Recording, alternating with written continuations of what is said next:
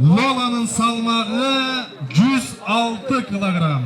Салмағы 100 килограммдан жоғары чыгып жатқан койлор Алатоо деп аталган жаңы кыргыз породасы. Эт жана май багытындагы бул түркүм Ош облусунда чыгарылып, эл аралык сертификат алды. Ошто бул асыл тукум койлордун эл аралык көргөзмөсү өттү. Чабары болсын, марал туғандар. Масштабтуу иш-чарага өлкөнүн 7 облусундагы фермерлер, коңшу Казакстан, Өзбекстан жана Азербайжандан бери коноктор келишкен. Мында жандыктар эки тиш койлор, кочкорлор деп аталган категория боюнча таймашка коюлуп, фермерлерге баалуу белектер тапшырылды. Мына белеңиздер куттуу болсун. Айрыкча өтө бир айыл чарба. Ноқаттан келдім.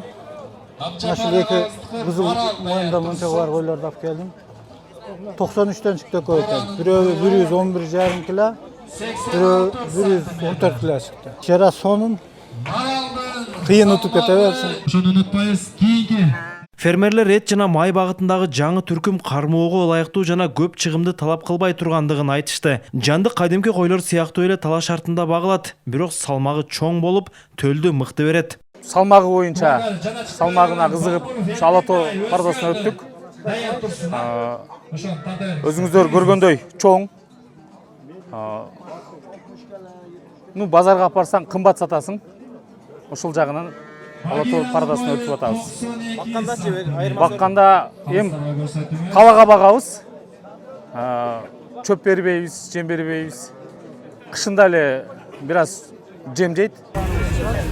Кара Суу районунда жетиштирилген бул порода азыр кенен жайыла баштады. Аны кармагандар көбүнчө Ош, Жалал Абад жана Баткен облусунун фермерлери. Ассоциация башчысынын айтымында учурда каттоодон өткөн койлордун саны 10 миңден ашкан. Иш-чараны биз 4-5 жылдан бери